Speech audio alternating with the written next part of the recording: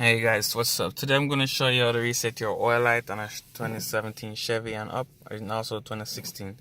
The Chevy, that interior look like this, but doesn't have the button on the steering wheel.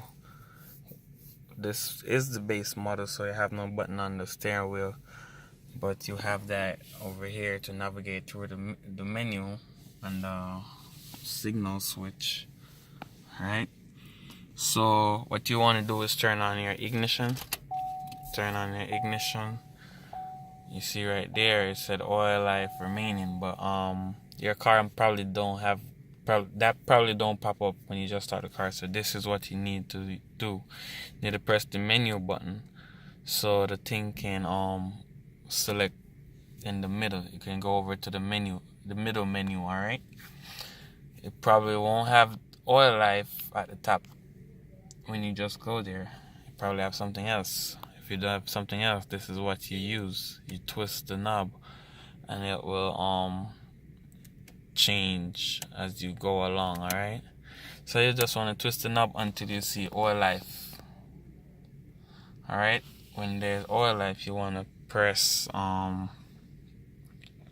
let's see, you want to press set and clear, press and hold it for, and then you will see that menu pop up.